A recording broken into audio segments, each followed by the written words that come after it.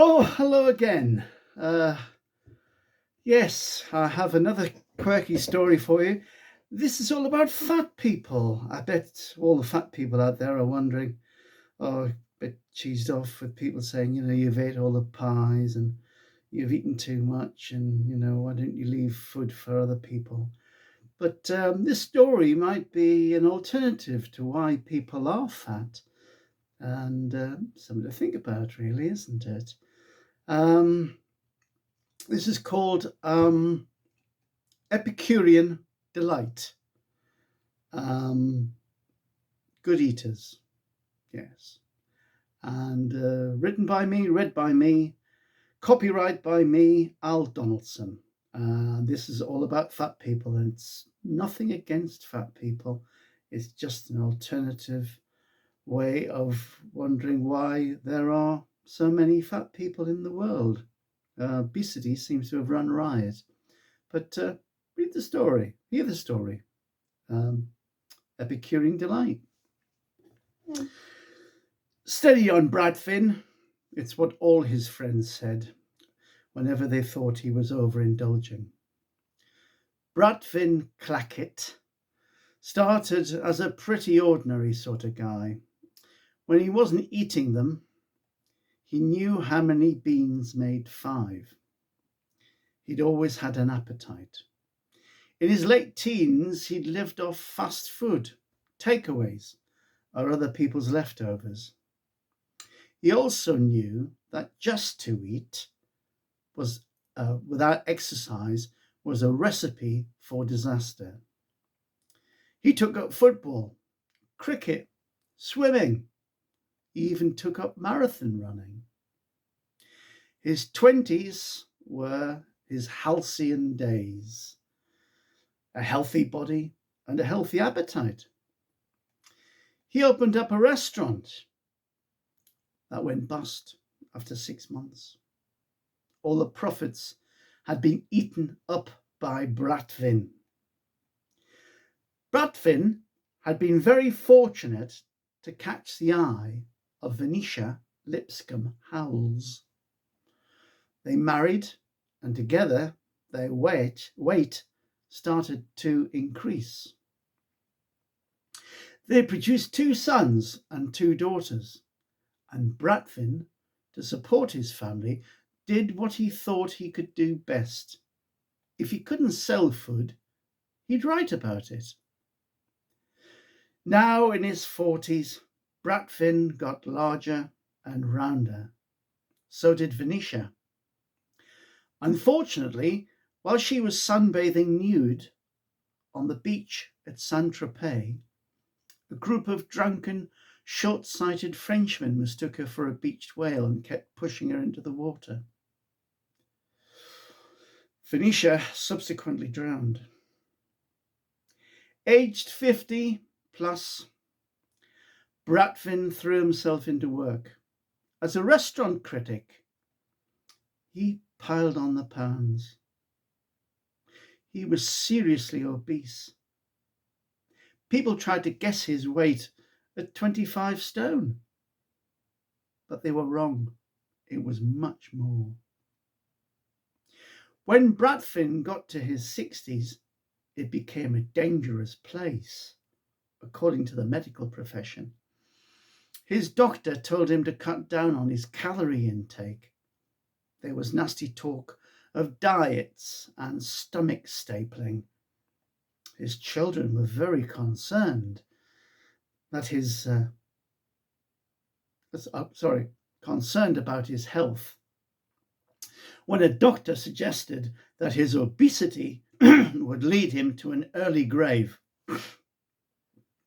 their concern completely evaporated when they learned that they would share a substantial inheritance.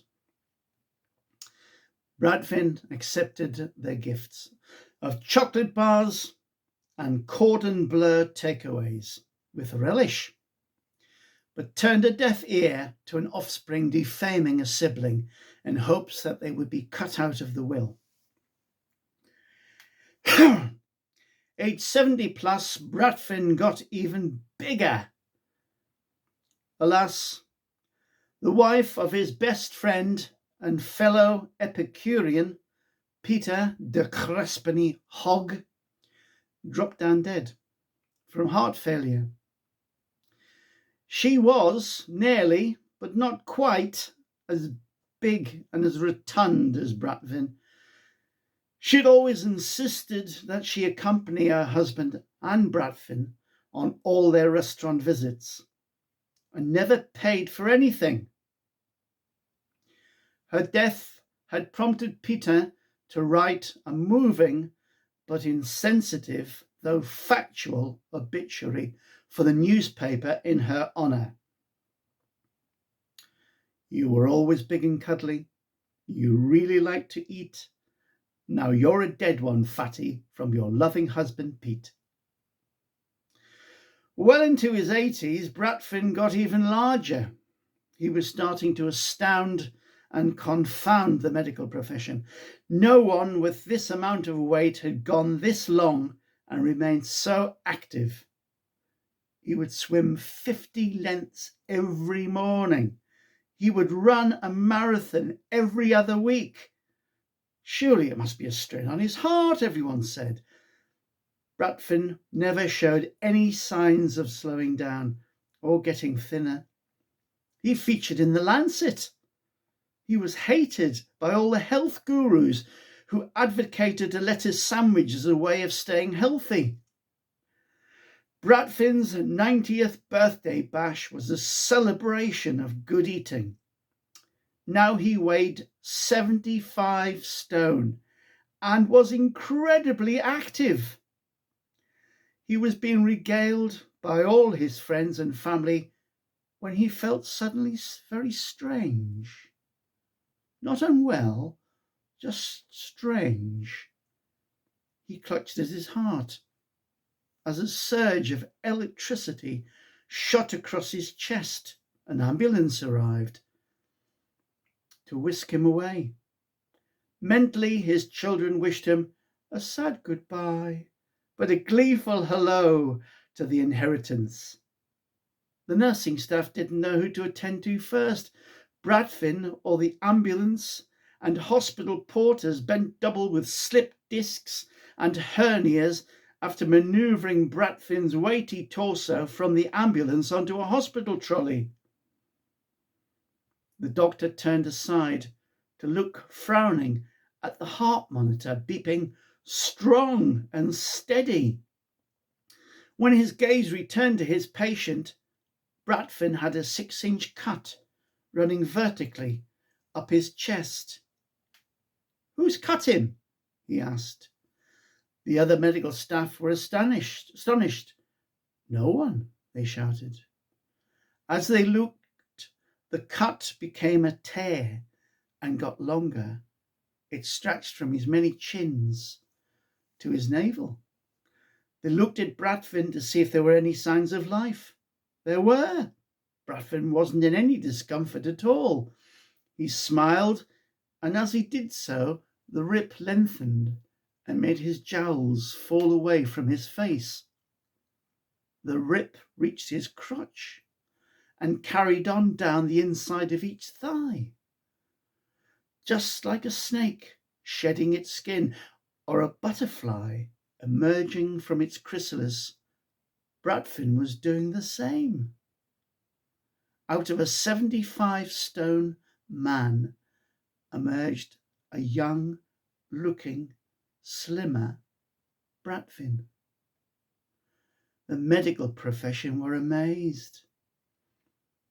Bratvin's children were livid and disappointed. Eventually, everyone came up with the same thought. Evolution.